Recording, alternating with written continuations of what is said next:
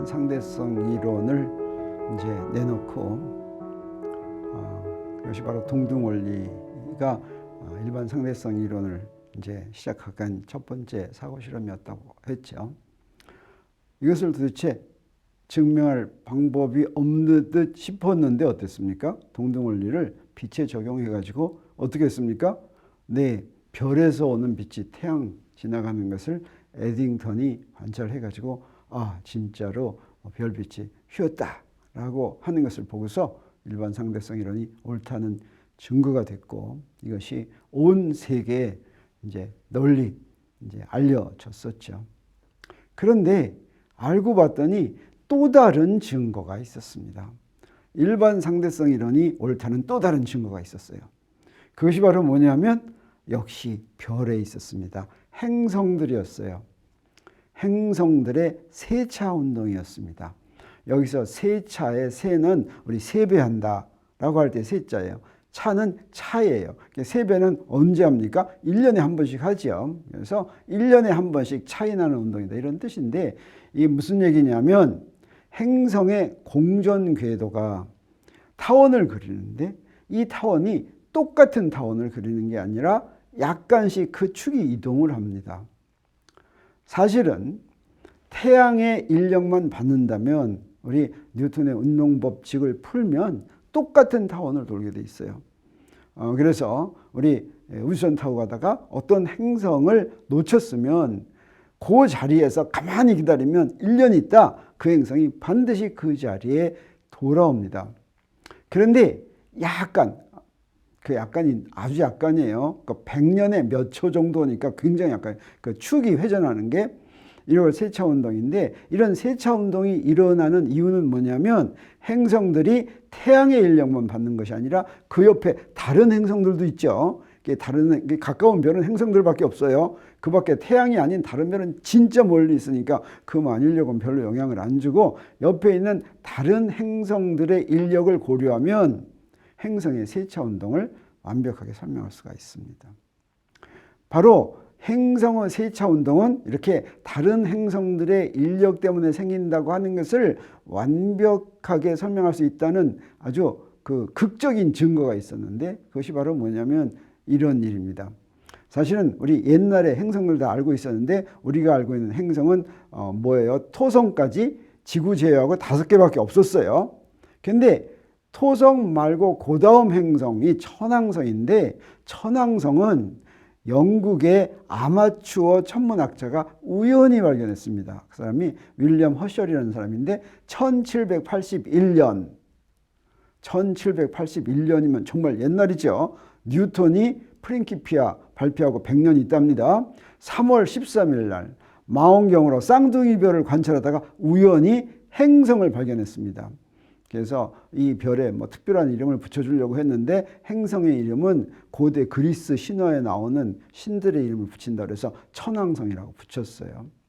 그런데 그게 발견되고 난 다음에 새로 발견된 행성이니까 행성의 궤도를 쫙 다 이제 측정을 하고 있겠죠. 근데 그 행성의 궤도가 또 완벽한 타원을 그리지 않는다는 것이 바로 알게 됐습니다.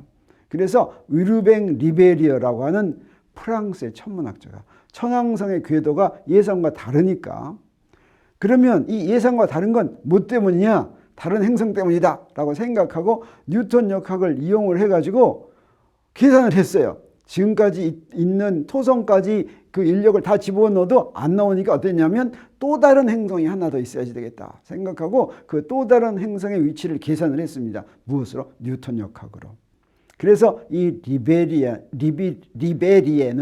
1846년 9월 18일, 이 날짜가 중요합니다.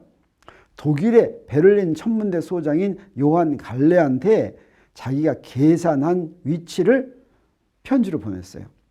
근데 그 편지 갈 때 시간이 좀 걸렸어요. 5일 걸렸습니다. 그래서 닷새후 그 편지를 받은 갈레는 즉시 예언된 위치를 베를린 천문대 망원경으로 관찰하기 시작했어요. 그랬더니 어땠습니까?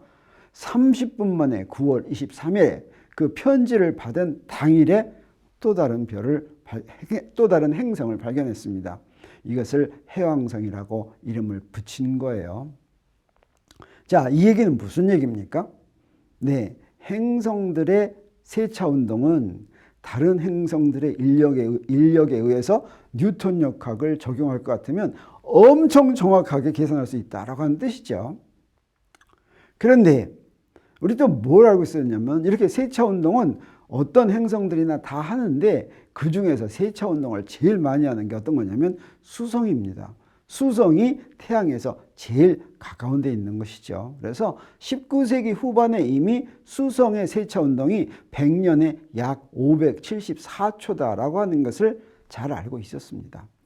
1초는 1도의 3600분의 1이라고 그랬죠. 그러니까 요거 뭐예요? 1도에 요거 얼마예요? 10분의 1밖에 안 되는 거죠. 100년 동안 이렇게 하는 건 굉장히 조그만 것이지만. 근데 문제는 뭐냐면, 자, 이 수성한테 당시에 알고 있던 지구를 포함해서 모든 다른 금성, 화성, 지구, 목성 이런 것들을 다 집어넣어서 계산하더라도 100년에 531초만 설명할 수가 있었어요. 그러니까 그 차이가 얼마 났습니까? 43초 났습니다. 100년에 43초라는 수성의 세차 운동은 다른 행성들로 설명할 수가 없었어요. 그러니까 당시 학자들이 어떻게 생각했겠습니까?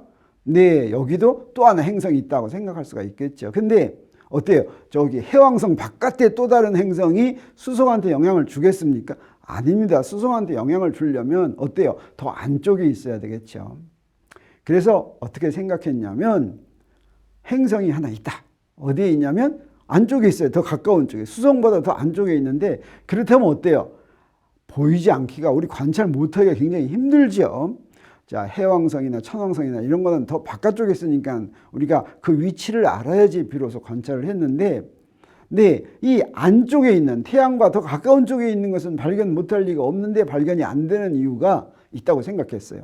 계산을 해보니까 지구에서 볼 때 항상 태양 뒤쪽에 있어가지고 지구에서는 안 보인다고 생각했어요.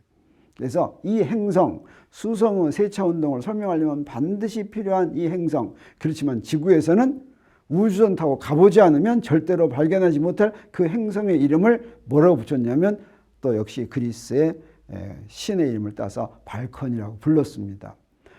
당시 사람들은 발컨이 반드시 있을 거라고 믿었어요. 언젠가 우리가 과학이 발달해서 우주선 타고 가면 거기 가면 행성 거기 하나 있을 거라고 생각했습니다. 근데 이 이야기를 아인슈타인이 1915년에 처음으로 들었어요.